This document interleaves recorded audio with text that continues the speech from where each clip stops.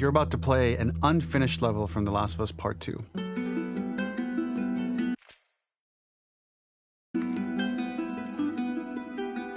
The reason we added this section is there are a few sequences, and we picked the 3 of the best ones, that we cut from the game. You know, often we build a game that's much bigger than what ends up being the final product.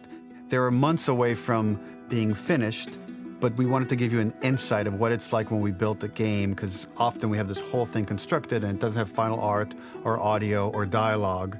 And here you get to see the building blocks of what it's like when we first string a bunch of these levels together.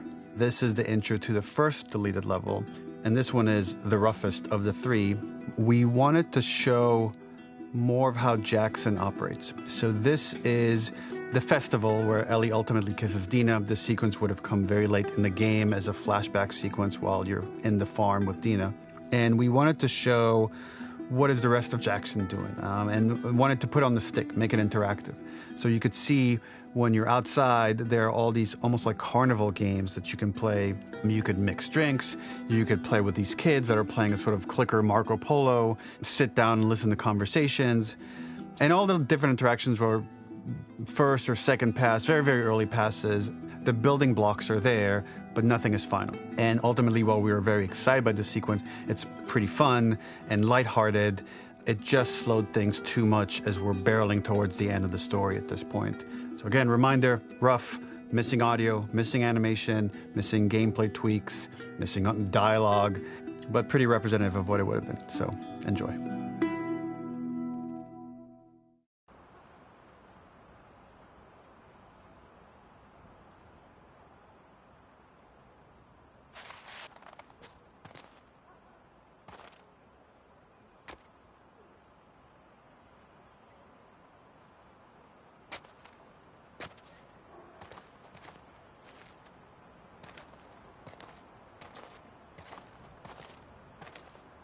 Originally, this level was going to transition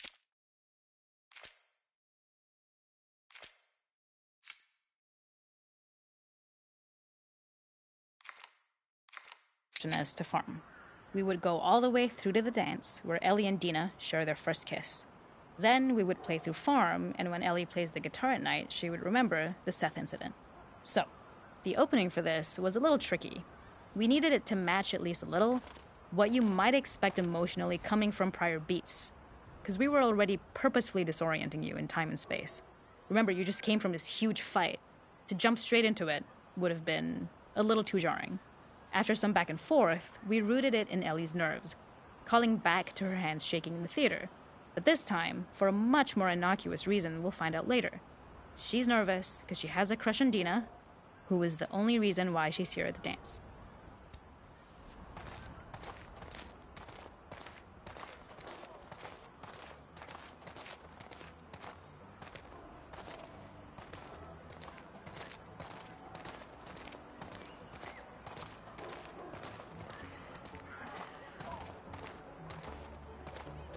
Something we really wanted to do was highlight the way their lives had turned upside down since she went down this path. We had this idea of recontextualizing all of our usual gameplay mechanics that were designed for really violent ends. The workbench, door bashes, throwable weapons, and even the infected, which is my personal favorite. Peppered throughout the level are moments of levity or shared history, all the while seeing how happy and mundane they all were before her huge revenge odyssey.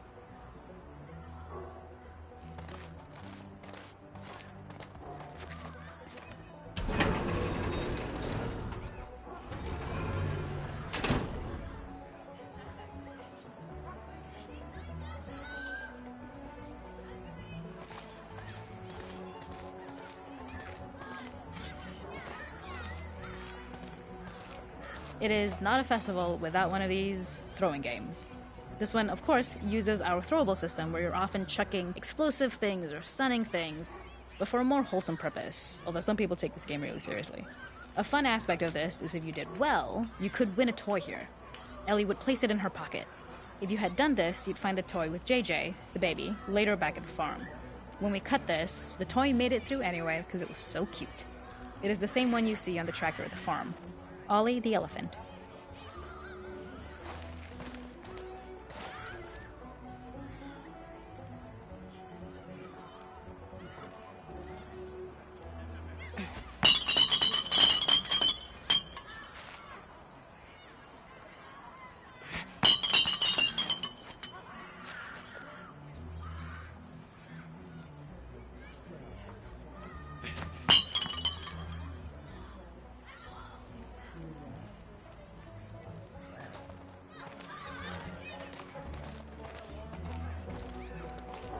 The makeup artist is pretty simple.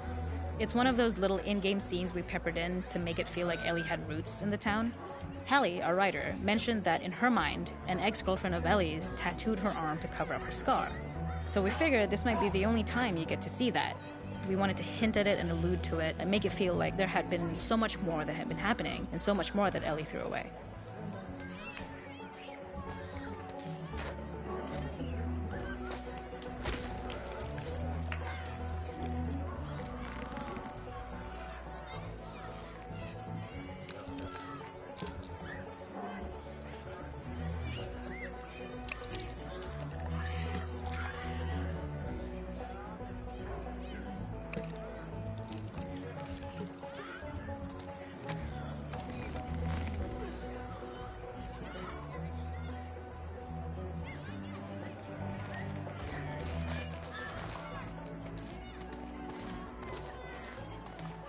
This is one of my favorite sections because I think that it achieves both the slice-of-life aspect of Jackson while also being a stark reminder of how dark the world that they live in really is.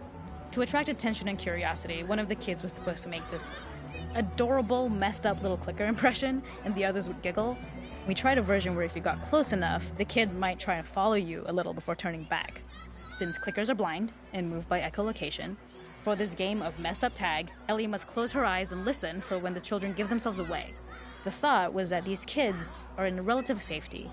They still grow up with the dangers of clickers and runners, and all those lessons would embed themselves in the games that they play. When the festival got cut, they tried to preserve this moment and move it to the front of the game where the snowball fight is, as a tutorial.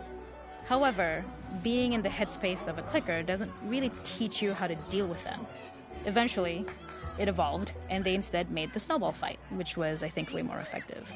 For me, it's character illuminating that not only does Ellie know this game, she plays along. There's a familiarity with the kids that's really nice to see, especially because it's such a difference from the Ellie we see later, who has a sort of hollow normalcy that she's trying to get with JJ, but kind of fails.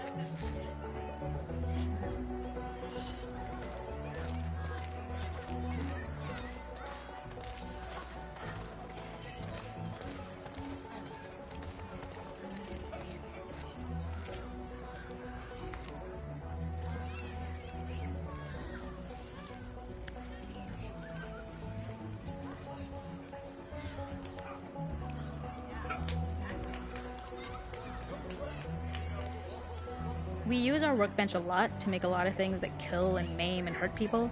Here, we had the silly idea of using the same feel, harkening back to the same animations, using the exact same UI to instead fix a drink.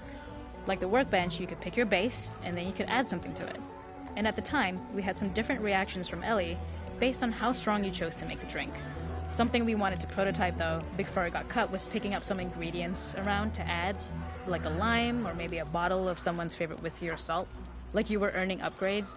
We also toyed with having Ellie carry around the drink you made and occasionally sip it, psyching herself up to go talk to Dina inside because she's nervous. It got too noodly though, because she would need to keep placing it somewhere before she did anything, so it would have ended up more trouble than it was worth.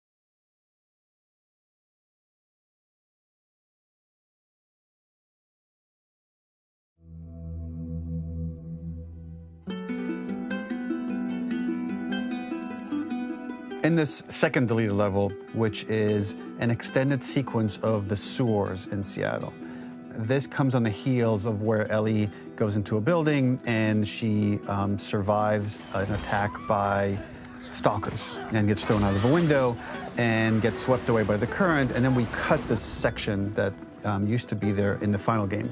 Now you will get to play it. So this was a way to get a bit more interesting puzzles, interesting traversal, figure out how Ellie can navigate the sewers with the fighting current. Ultimately, with a lot of these levels and these sequences, the reason why we cut them were for pacing purposes. But here it is for you in this very kind of raw form that part of it will feel finished, parts of it will feel like assets are missing as far as audio, animation won't be final. But it's a glimpse into what a game looks like when it's months away from finishing. Enjoy.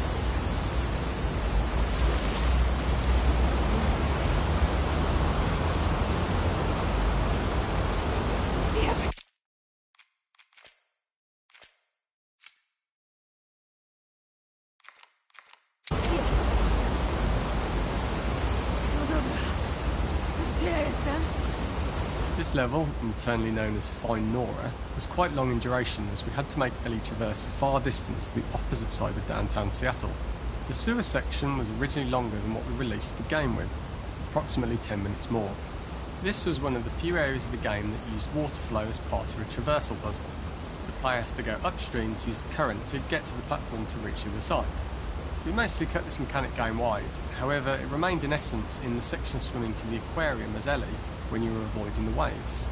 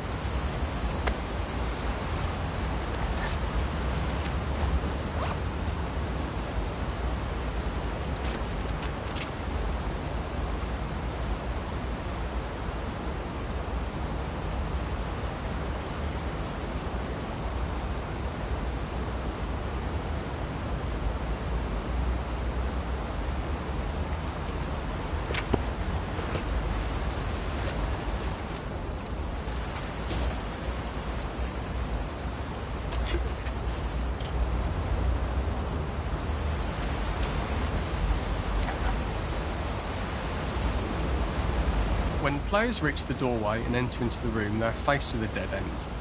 The real reason for this dead end room is that on the reversal, when exiting back out of the doorway, players are faced with the route onwards. A pipe that they'd not been able to see when they were swept past it on the way in, and something that was hidden from view when on the side platforms. The intention here being that the only option is to go off the standard path in order to search for a way out.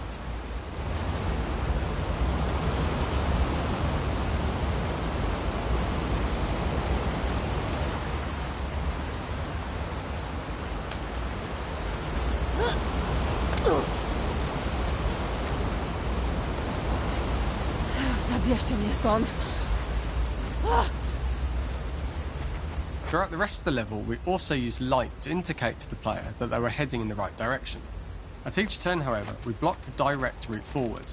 Players would know that they just have to keep finding alternative paths, promoting those feelings of being desperate and trapped. We slowly introduced the player to consider climbing into smaller pipes and crouching in these tight spaces. This is to slowly build up to, and encourage, the player to climb into such a small pipe that they'd have to be crawling on their stomach, which is something that the player previously may not have recognised as a playable space, let alone the desired route they need to take. We added a tiny space just to reward the player's exploration with a pick-up item, and we made sure it was something that made sense that you'd find in this area. A canister and all the garbage that had been washed into the sewers from the surface.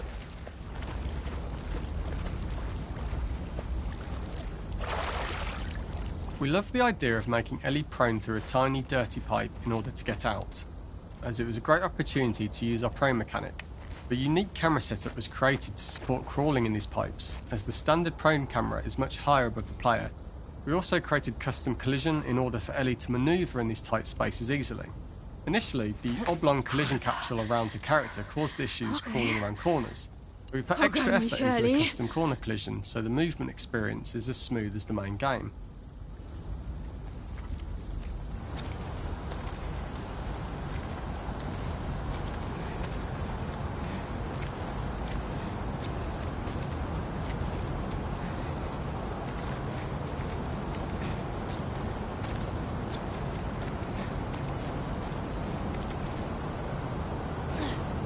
In order for the player to feel cramped, claustrophobic and desperate, we'd been enforcing the traversal mechanics that allow for a tight environment which promote these feelings.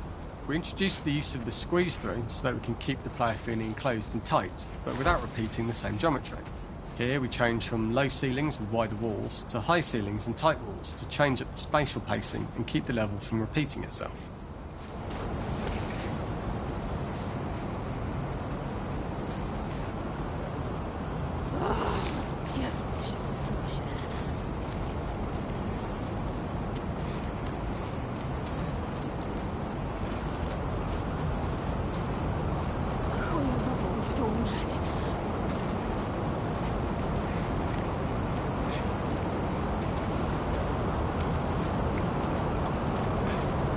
Originally, we had the waterline much higher here, so players had to swim through this tight tunnel. However, from watching user test feedback, it was occasionally causing people to discount the route entirely and turn back on themselves. So to avoid any risk of this happening in the final game, we present a lower water level so the tunnel is easy to see and commit to using. Although this isn't as impactful without the prone swim, it's the better decision as it means a smoother experience for the player with no backtracking frustration. As we surface from the water and over the crest of the slope, we reveal what is further in this tunnel. A clicker that's sprouted and the fungus has grown on the sides of the pipe. It was great to see people who user tested this area becoming increasingly worried as we forced the player to squeeze past the fungus and inches away from the clicker's face, all the time not being sure whether the clicker might be alive or attack them. Although we aren't as cruel as to force a clicker attack in such close proximity, we do have a payoff for this moment. This clicker would draw the player towards this pipe, as it is seemingly the route out of the tight space. Fairly soon it is obvious that this path is blocked. If the player goes all the way up to the bars that block the path, they are rewarded with a pickup, so this journey doesn't feel wasted. It is important to encourage the player to try to progress along this path so that they would subtly be thinking of progress in this direction. We hint to the player that there is a bigger, new space beyond this pipe by showing the player the waterfall. This helps players consider the other route when they don't know how far the tunnel is or whether they'd make it.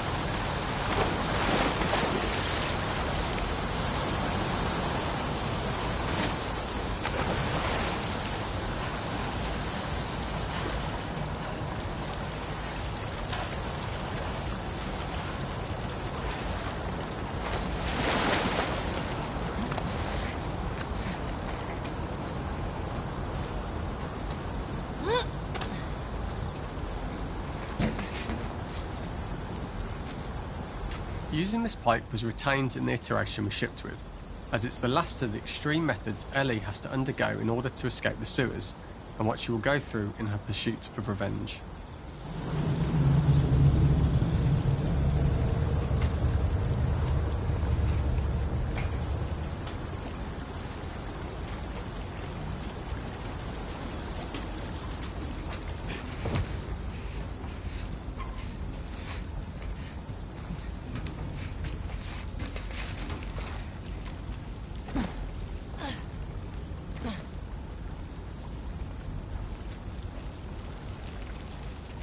The last ladder climb is quite lengthy, and although we could have trimmed it down to a shorter climb, we liked how this last segment of the journey built anticipation for whether there was success at the top or not after all you've been through. Ultimately, the ladder exits out into the subway station, which is how it connects in the final game. Ellie then has to find her way to the hospital from here, crossing paths with the scars for the first time.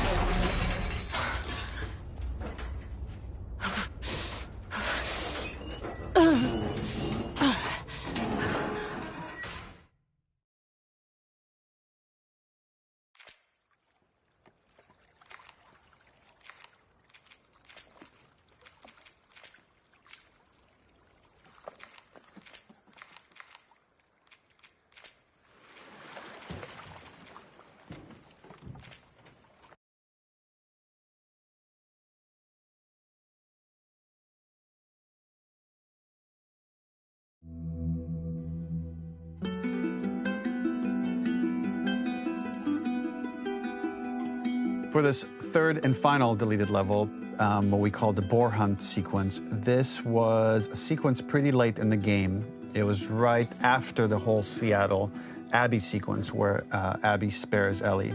And then we wanted to come back into Ellie's story, but keep it a bit mysterious of how much time has passed, where is Ellie now? So we're coming in on Ellie and she's following a trail of blood. And we wanted to mirror in a way the deer hunt sequence from the first game, but this time do it with a boar.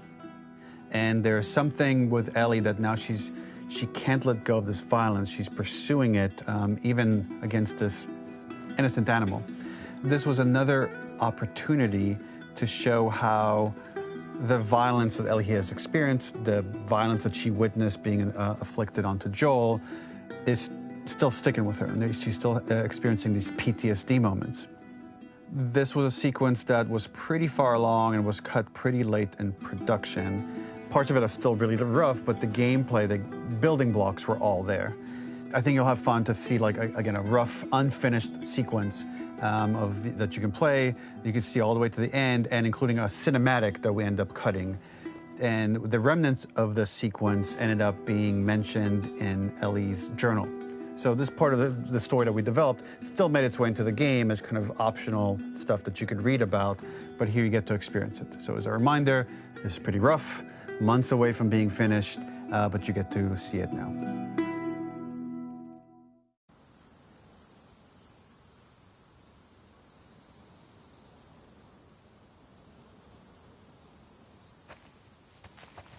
Gdzie jesteś?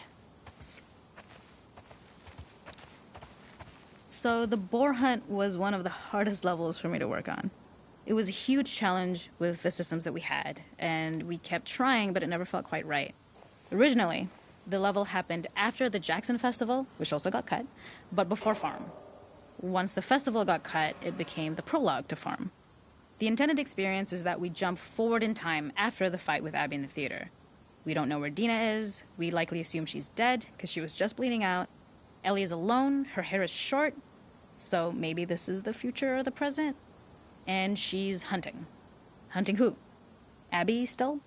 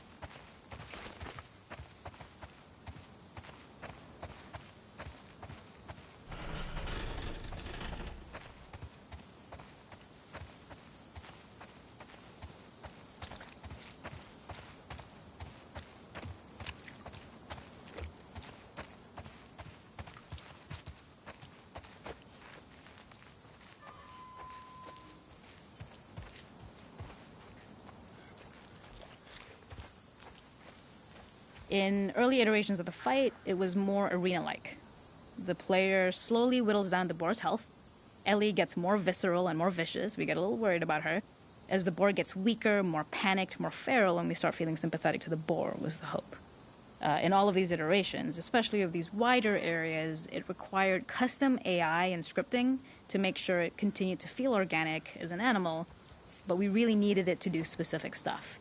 It needed to be able to close distances really, really quickly. It needed to charge to attack, but we wanted the feeling of hunting, so we needed to track it down from afar.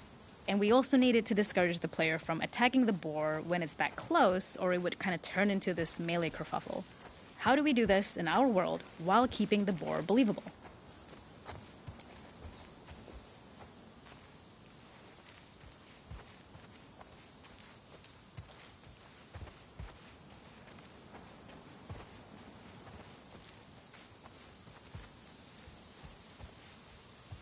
We must have gone through 5 or 6 iterations of the boar fight and all, and every single time it changed pretty drastically. We split it into clear phases, where one was like all long range. We tried another where you're getting close and you get to jump on it quite literally. You're jumping off of a rock to attack it. And then finally we tried a bunch where you almost sort of go around a bunch of trailers and try and wrestle it. We uncovered after some time that taking down a boar over several phases felt very laborious and a little dramatic. It was comically long, it felt too boss-like, a little too gamey. We decided to cut the first few phases, and we opted for a cold open after the boar had already been hurt off-screen. So that allowed us to focus on feeling like we're closing in on prey and to introduce the boar when it was at its most dangerous. Already hurt, already feral, much too close for comfort. And so the thinking was it would bring us more into Ellie's mindset. Is this really hunting for food, or is she hunting for some other reason?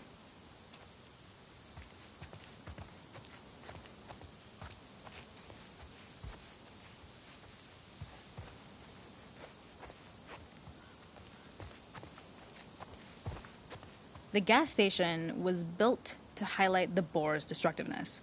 Since it's cramped, the boar feels larger. We also feel trapped with it, though perhaps it's trapped with us. When it charges, it gets to us quickly, so we must be on our toes. This made it more aligned with Ellie's sort of hunting for trouble mindset. Listening became more important, as well as moving around slowly so it didn't hear you. Could you spot it before it saw or heard you? And could you get a shot off quickly enough so you could dodge out of the way? Or is the shot worth the cost after? It feels like a gamble. By the end of the fight, everything would likely be in shambles. The boar would burst through the back, and Ellie would follow it and finally enact revenge.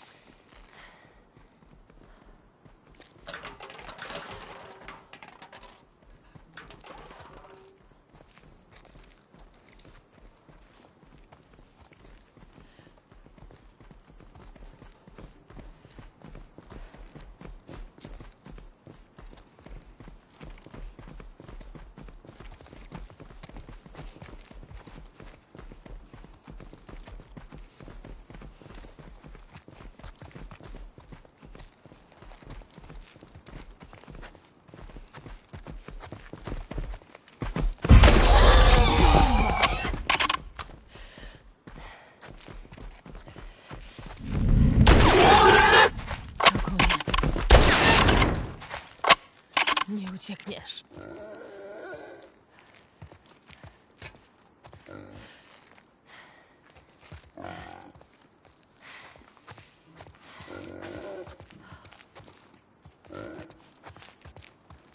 The boar kill was supposed to be anything but glorious.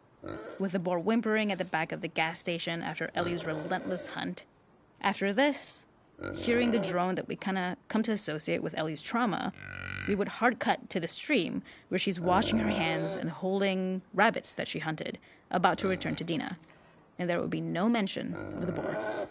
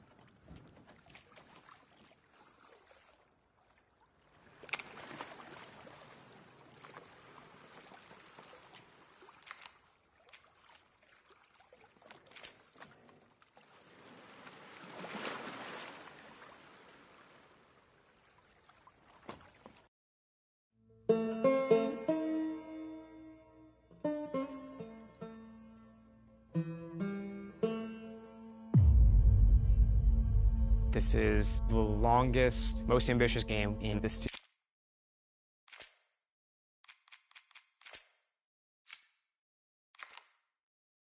studio's history. That's a big challenge to take on.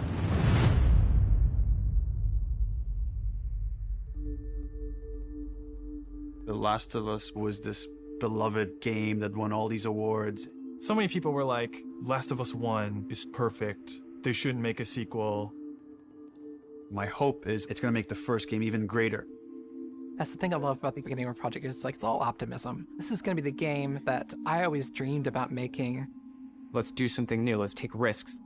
Let's kill Joel right away. Let's just kill him. Yeah, I was like, what? Yeah, let's do it. You're gonna piss a lot of people off. The scope on this game is extraordinary.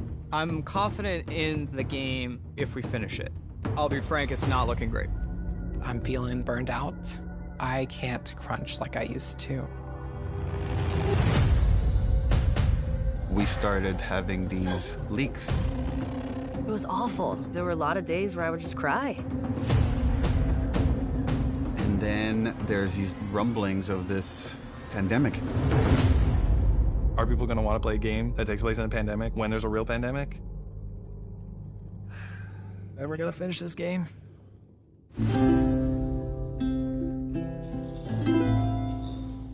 It's a marathon, it's not a sprint.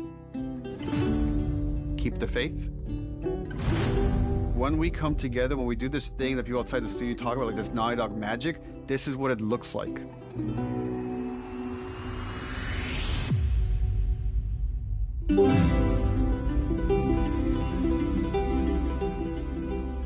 Or Joel doesn't die. So then what happens is all of us become friends. Blair!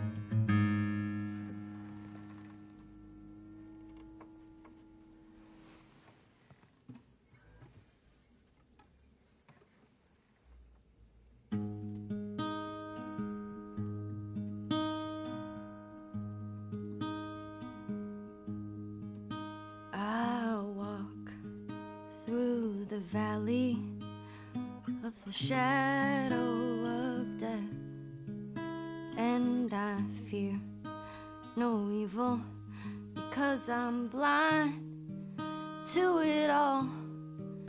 In my mind, my gun, they comfort me because I know I'll kill my enemies when they come. Surely goodness and mercy will follow me all the days of my life, and I will dwell on this earth forevermore. Said I walk beside the still waters, and they restore my soul. But I can't walk on the path of the right because I'm wrong. No, I can't walk on the path of the right 'cause I'm wrong.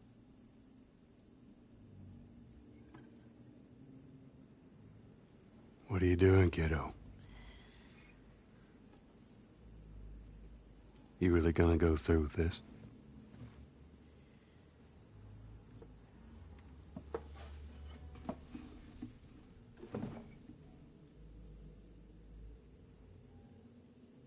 I'm gonna find, and I'm gonna kill every last one of them.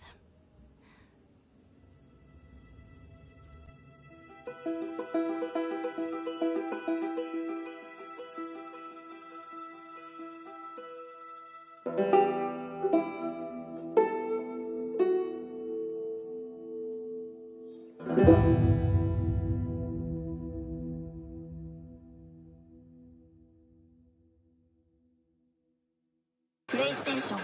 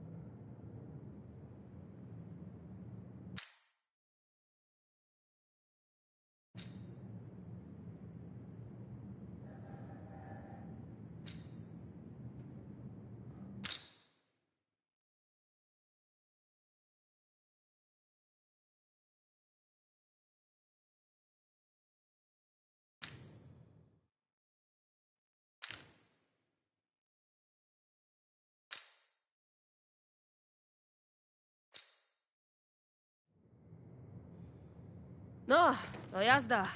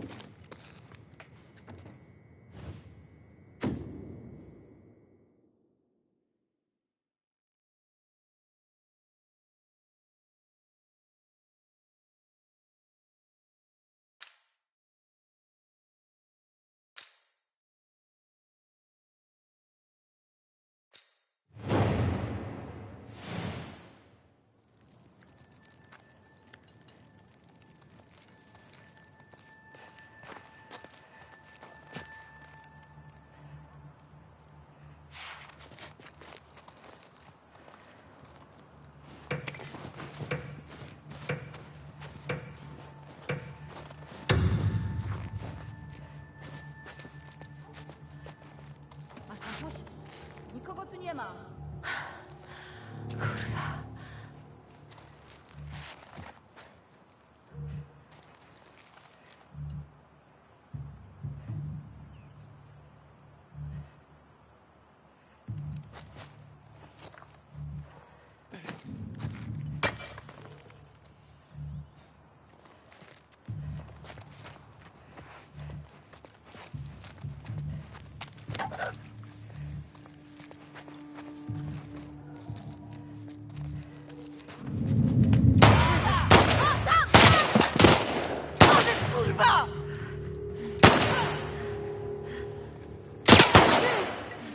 Osłaniam cię!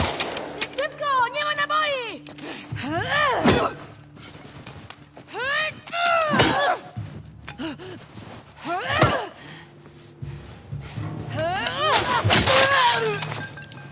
Okej.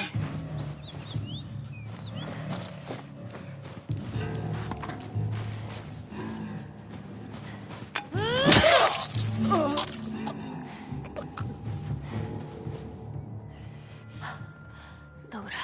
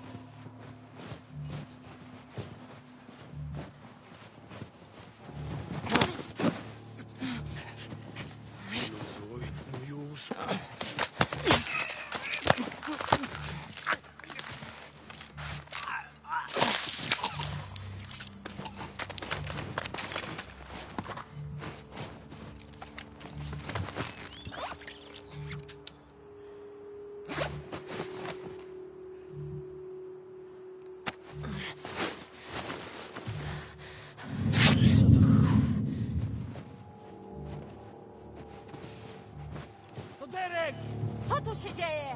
Nie żyje, kurwa! Zatrząsnąć ten jebany teren! Nie dajcie jej uciec! Hej, to chyba ona. Przy ciężarówce!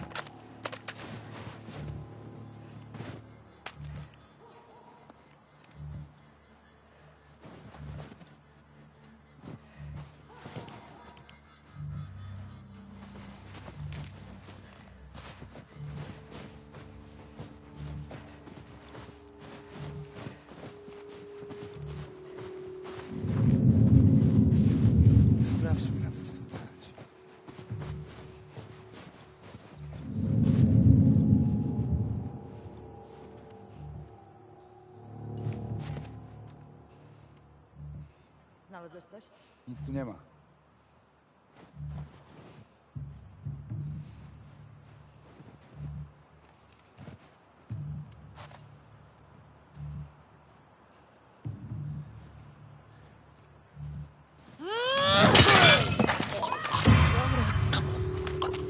Emma! Zejdź na dół! Pewnie!